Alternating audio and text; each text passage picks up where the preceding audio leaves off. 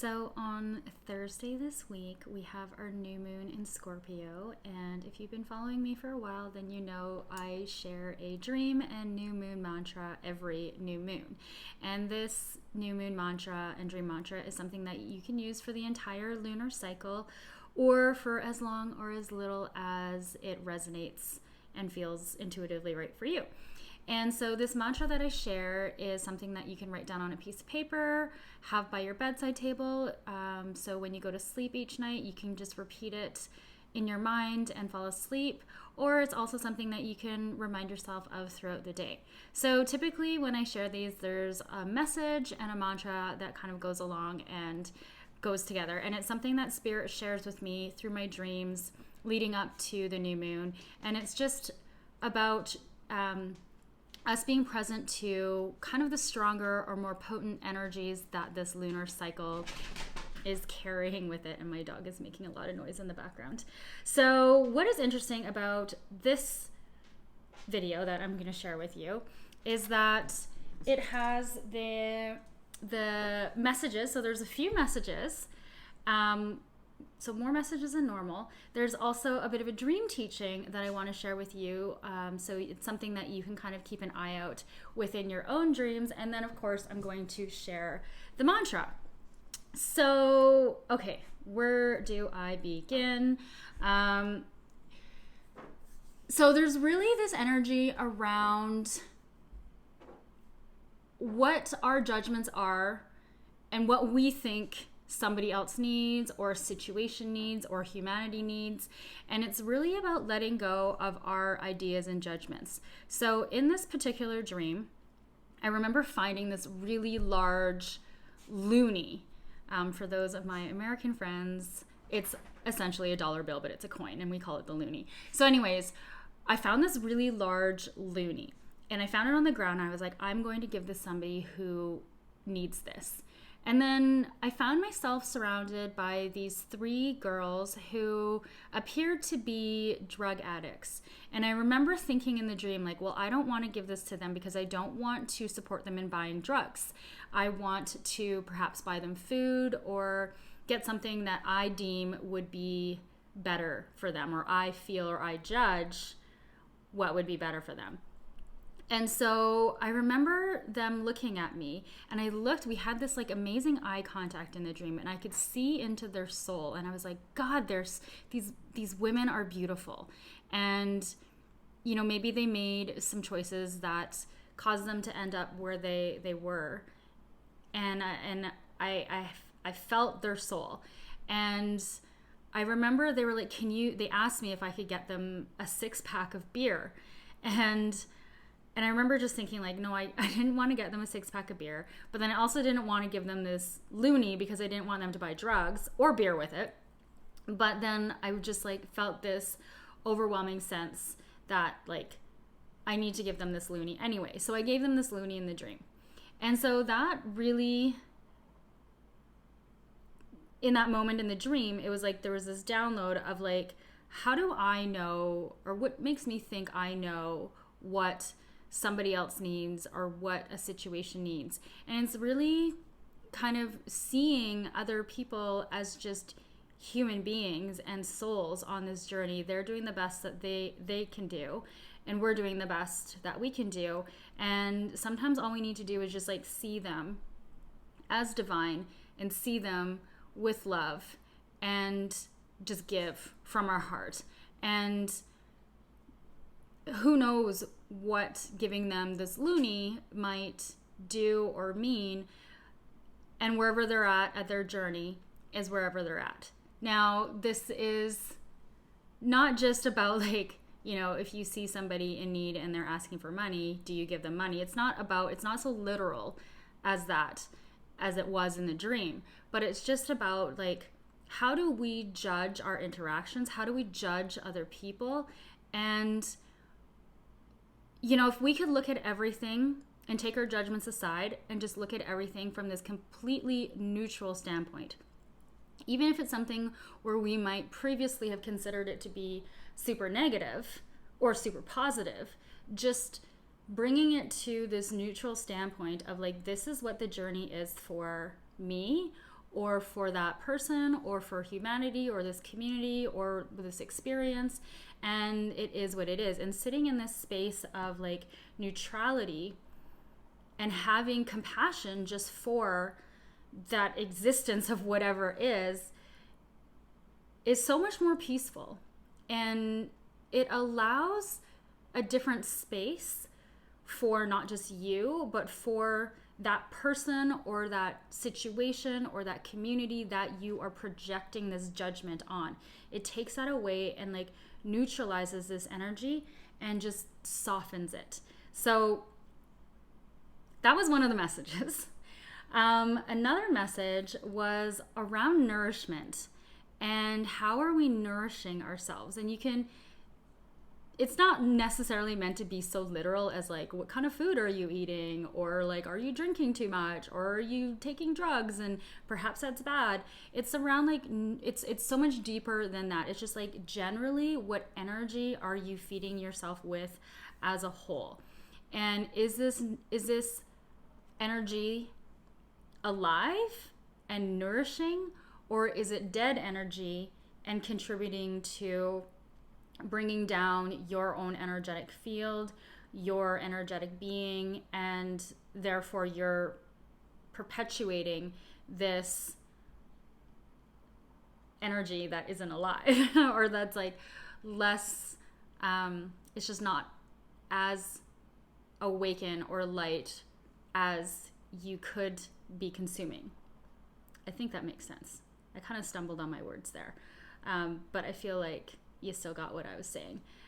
It was just interesting because this was another dream, and in that dream with this nourishment piece, it was like I was surrounded by all this fruit, fresh fruit growing on trees, and it was like ripe fresh fruit, but no one was eating it because we couldn't eat it because it was like frozen. There was like a freezing rainstorm, and so like everything was frozen, so we couldn't consume it, but yet everybody was in this line instead of like eating this cafeteria food of like chicken fingers and fries and fish tacos and what else did we order?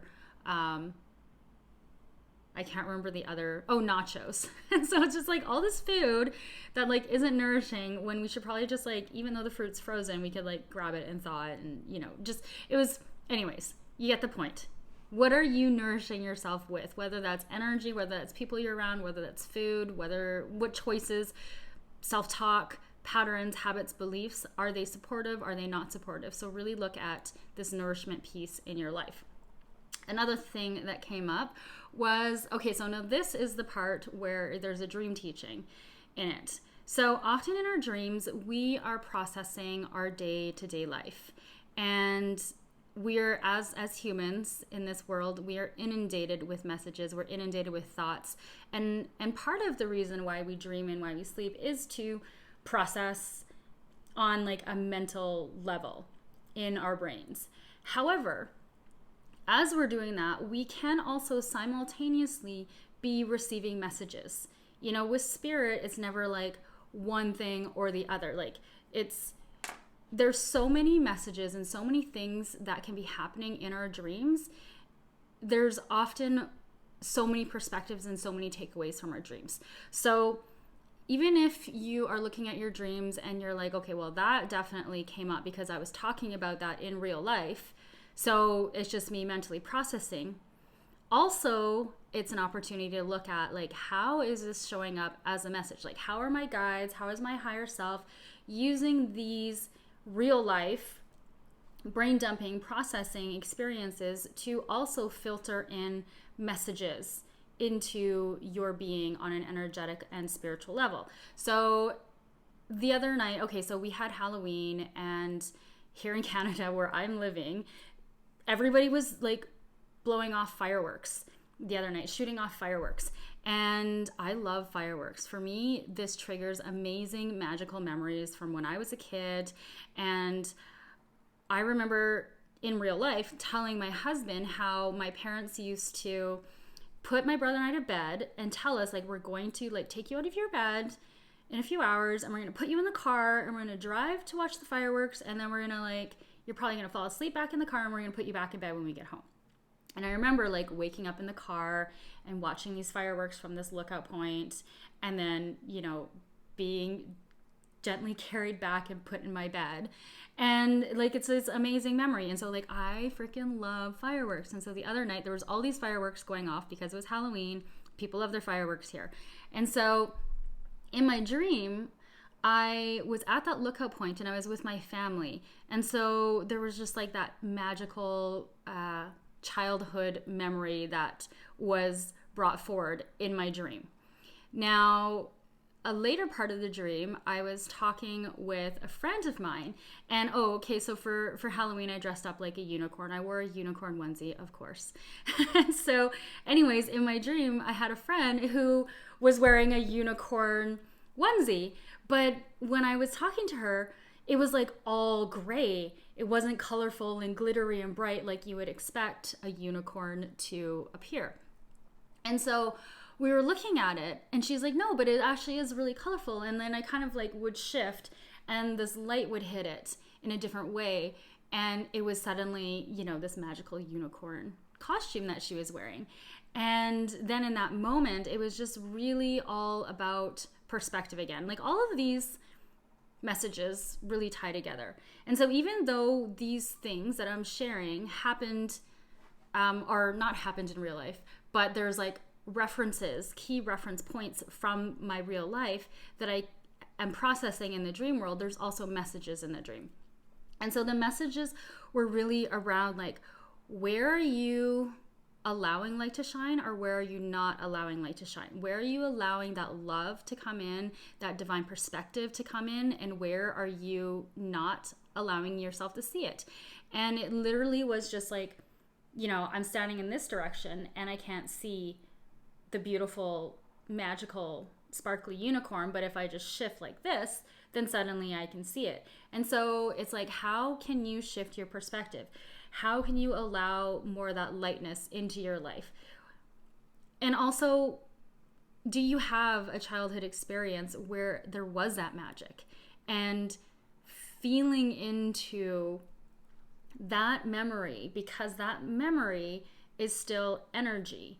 And if you can remind yourself and be in that energy through that memory, you can tune into these perspectives more easily in this moment, in every moment in your life, and allow more easily that shift in seeing that different perspective, that more magical perspective, that more divine perspective, and how that can, and being in that space. Like if I lived in that space more often, I know my life would be a hell of a lot more magical, and it's already pretty freaking magical.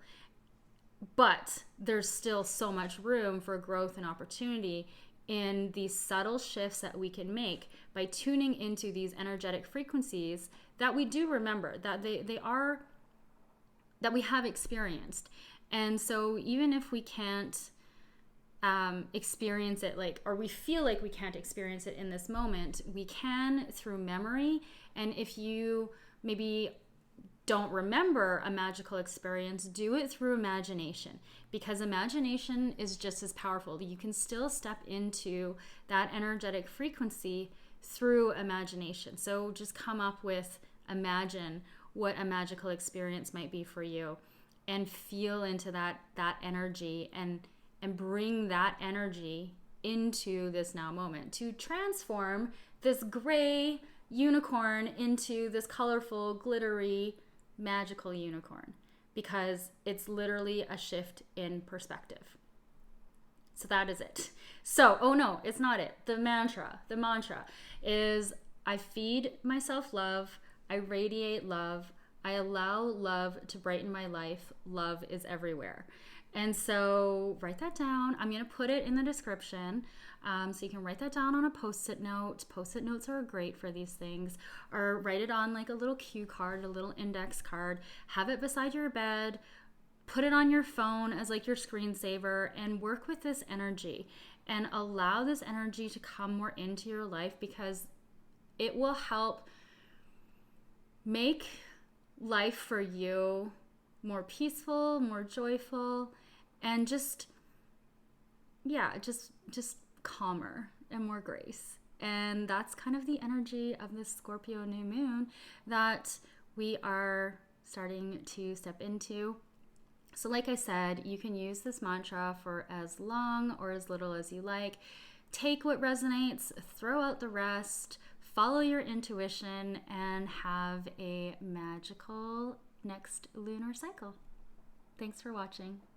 Oh, wait, no, I ended that, and then I also didn't want to end that.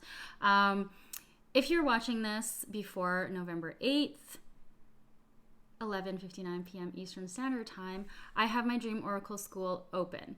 So it's open for enrollment. So if you're somebody who is dream curious, they want to explore their dreams, connect with spirit through the dream world, understand the messages, understand your personal dream language, then Dream Oracle School is for you. Also, if you feel like you might have a gift for dreaming for other people, so going into the dream world and getting messages based on questions others ask you, then Dream Oracle School is for you too. So the link is in my bio. I will also, can I attach it to, no, it's going to be in my bio. It's just hollyemerson.com/dream, and enroll. The first 14 days are free. If you have any questions, send me a DM. Also, I should say, with the first 14 days, if you decide that Dream Oracle School doesn't feel aligned, that is totally cool. That's why there is that trial period. So you can just email me within that 14 days and I can cancel everything and you won't be charged, and you can just carry on. So super easy. If you're curious, then check it out, see if it aligns. And like I said, you can DM me with any questions you have. Sending you lots of love, and that is officially the end of this video.